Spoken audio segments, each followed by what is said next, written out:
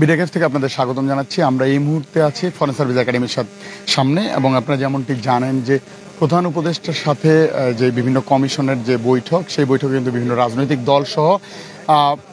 কিছুক্ষণ পূর্বে আমরা দেখেছি যে বিএনপির পক্ষ থেকে বিএনপির প্রতিনিধি দল এবং হেফাজতে ইসলাম থেকে এসছেন, এবং একই সাথে যে বিএনপির পক্ষ থেকে যে প্রতিনিধি দল, সেখানে মির্জা ফখরুল ইসলাম আলমগীর, নজরুল ইসলাম খান, সালাউদ্দিন আহমেদ সহ অন্যান্যরা ছিলেন, এবং একই সাথে কিন্তু অন্যান্য যেই হেফাজতে ইসলাম সহ অন্যান্য যেই দলগুলো রয়েছে, অন্যান্য যেই রাজনৈতিক দলগুলো রয়েছে, এবং একই সাথে আমরা যতটুকু জানি জাতীয় নাগরিক কমিটি থেকে সামাতা ইসলাম, সার্জিস আলম, নাসিরউদ্দিন পাটোয়ারি এবং আক্তার হোসেন, তারাও কিন্তু এই আমন্ত্রণ পেয়েছেন এবং তারাও কিন্তু আসবেন। এবং বিকেল 3টা থেকে 5টা পর্যন্ত এই যে কমিশনের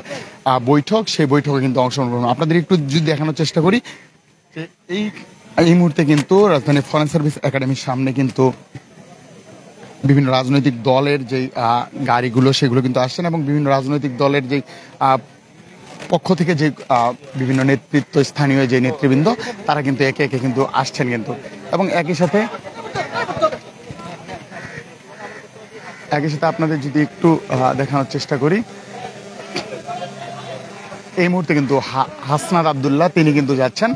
হাসনাত আবদুল্লাহ কিন্তু এই মুহূর্তে কিন্তু ফরেন সার্ভিস একাডেমিতে কিন্তু প্রবেশ করছেন।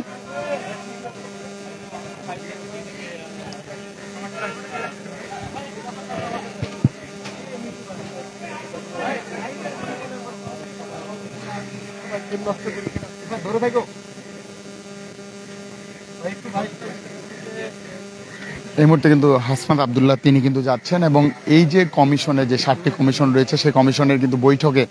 অংশগ্রহণ করার জন্য মূলত কিন্তু তারা কিন্তু যাচ্ছেন। এবং এর আগে যেমনটি জানানো হয়েছে যে বিকেল 3টা থেকে 5টা পর্যন্ত এই যে কমিশনের মিটিং, সেটি কিন্তু চলমান থাকবে,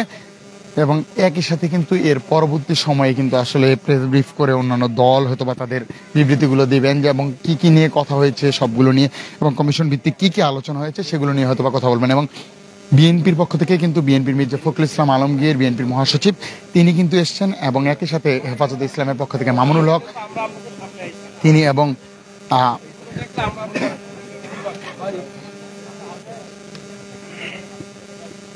এবং তার সাথে যে অন্যান্য যারা রয়েছেন, সালাউদ্দিন আহমেদ এবং নজরুল ইসলাম খান, ওনারাও কিন্তু একসাথে এসছেন এবং একই গাড়ি করে এসেছেন। এবং অন্যান্য রাজনৈতিক দলগুলো মধ্যে যদি বলি, আমরা যেমনটি আসলে শুনেছি, এলডিপির পক্ষ থেকে জানানো হয়েছে যে এলডিপির পক্ষ থেকে কর্নেল অলি তিনিও কিন্তু আসছেন এই যে কমিশনের যেই আজকে যে বৈঠক, সেই বৈঠকে কিন্তু তিনি অংশগ্রহণ করবেন, এমনটি কিন্তু জানানো হয়েছে। এবং কিছুক্ষণ আগে কিন্তু প্রধান উপদেষ্টার গাড়িবহর কিন্তু প্রধান উপদেষ্টা ডক্টর মোহাম্মদ ইউনূস তিনি কিন্তু ভিতরে কিন্তু প্রবেশ করেছেন। তার গাড়িবহরটি, যে গাড়িবহরটি দেখতে পাচ্ছেন এই মুহূর্তে, সেই গাড়িবহরে কিন্তু তিনি কিন্তু তার যেই বাসভবন যমুনা থেকে কিন্তু তিনি ফরেন সার্ভিস একাডেমিতে কিন্তু কিছুক্ষণ আগে কিন্তু প্রবেশ করেছেন। এবং এইখানকার বর্তমান পরিস্থিতি যদি বলি, যে সবগুলো রাজনৈতিক দল কিছুক্ষণ পরপরই আসলে আসছেন এবং ভেতরে প্রবেশ করছেন, এবং যেই কমিশনের যেই বৈঠক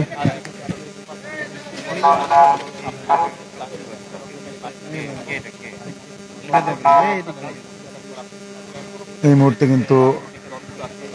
এক এক করে কিন্তু বিভিন্ন রাজনৈতিক দল কিন্তু প্রবেশ করেছেন, এবং